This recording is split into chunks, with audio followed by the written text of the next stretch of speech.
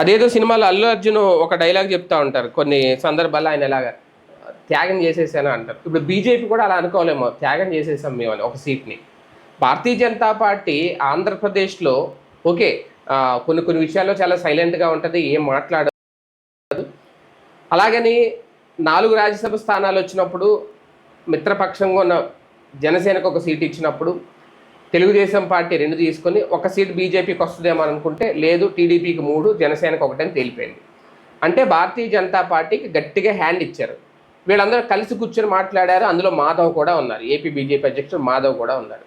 అంటే అది జాతీయ పార్టీ కాబట్టి హైకమాండ్ని సంప్రదించకుండా, హైకమాండ్కి తెలియకుండా నిర్ణయాలు తీసుకుంటారంటే తీసుకోరు ఖచ్చితంగా. మాధవ్ గారు ఏమి మాకు వద్దు సీటు మీరే తీసేసుకోండి అని అనేలేరు కదా. పైనుంచి ఆదేశాలు బట్టి ఉంటుంది, లేదు పైనుంచి సంప్రదింపులు జరిపిన తర్వాత అక్కడి నుంచి ఏమన్నా గ్రీన్ సిగ్నల్ వస్తే ఉంటుంది. లేదు బాబు గారు చెప్పినట్టే వినండి, ఆయన ఇస్తే తీసుకోండి, లేతే లేదని కనుక బీజేపీ పెద్దలు అని ఉంటే ఈయన కూడా అలాగే ఉంటారు.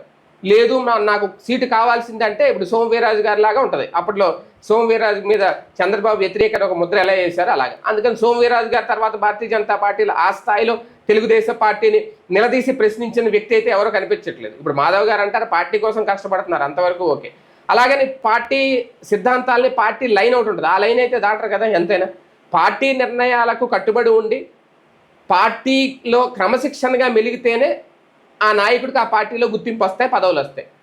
అలాగే అందరూ ఉంటారు, ఆ నిర్ణయం తప్పైనా ఒప్పైనా అధిష్టానం చూసుకుంటుందిలే అనేది. అందుకే మాధవ్ గారు కూడా మేబీ అలాగే ఉండుండొచ్చు మనసులో. ఒకవేళ ఆయనకి అయ్యో మా పార్టీకి ఒక సీట్ ఇస్తే బాగుండని అనిపించినా పైనుంచి కనుక లేదు వదిలే, అది బాబు గారు చూసుకుంటారు, మనకు తర్వాత దక్కుతుంది అవసరం ఈ ట్రిప్లో, లేదంటే ఇంతకుముందు ఇచ్చారు కదా అని ఏమన్నా చెప్పుకుంటే వదిలేసి ఉండొచ్చు. ఏది ఏమైనా త్యాగం చేసేసారు, సాక్రిఫైస్ చేసేసింది ఈసారి భారతీయ జనతా పార్టీ తన రాజ్యసభ స్థానాన్ని.